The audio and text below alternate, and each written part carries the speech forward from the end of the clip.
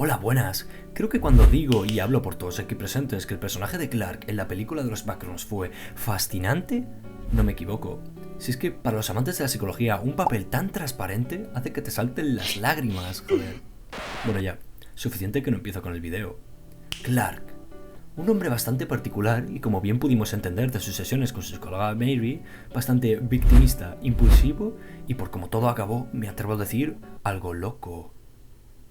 Nada más comenzar la película, nos lo presentan y nos descubren que había sufrido un divorcio, cosa que lo afectó mucho, pero se negaba a admitir que nada de lo que ocurrió era su culpa.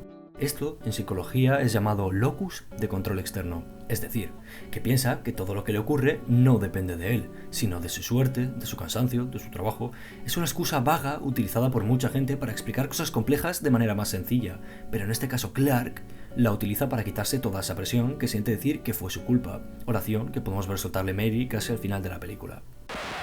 Con otras palabras, imagina que Clark es un niño pequeño asustado, quien sus padres no hacen más que echar la culpa de todo y esperar que cambiase. Decían que era raro, que debía madurar, que no aprobaba, que estudiaba muy poco, que se le caía el helado, era un patán. Su cerebro empezó en automático a pensar, da igual lo que haga, total, siempre me saldrá todo mal. Una vez ese pequeño Clark crece, él niega que todo lo que le ocurra es su culpa. Ese trauma con sus padres, con nunca sentirse realizado, se muestra como una herida abierta que cuando dicen que es su culpa, sangra. Los Backrooms. Un lugar donde los traumas se vuelven realidad, habitaciones creadas por ellos donde cuanto peor lo recuerdas, mejor se muestran. Al igual que las entidades, que en este caso son las versiones creadas por la parte más malvada y reprimida del portador del trauma. Así nació Pirate Clark, quien muestra todo ese miedo, ira e inestabilidad en la forma más humillante que Clark conoce, con su traje de grabar anuncios, un traje pirata. Desde mi punto de vista, Kane lo que quiso transmitir con este personaje era mostrar una figura de lo que podría ser el subconsciente, de la manera en que Clark piensa que se ve y actúa, pero niega a admitir. Hay muchos psicópatas que admiten que cosas que han hecho realmente no las hicieron ellos, sino que fue una voz quien se lo mandó, una voz que les atormenta y les recuerda lo que son o lo que hicieron. Así nace también la teoría de que Clark asesinó a su mujer y por ello se creó Pirate Clark, así como otro trauma, pero más malévolo. Pero bueno, la verdad que no me quiero meter ahí porque sinceramente unir todos esos hilos es demasiado complicado. ¿Por qué Clark decide quedarse ahí y no abandonar los Backrooms? Aceptar el dolor y por primera vez aceptarse a sí mismo, según él. La soledad en aquel lugar le hizo creer que le vendría mejor quedarse ahí para siempre que enfrentarse a aquel trauma que aún no lo dejaba dormir. Esta forma de actuar se hace, no se nace, y se llama zona de confort tóxica. Clark ya conocía aquel sitio perfectamente, sabía lo que había y aún mejor, sabía que nada ahí dentro le haría más daño del que ya sentía.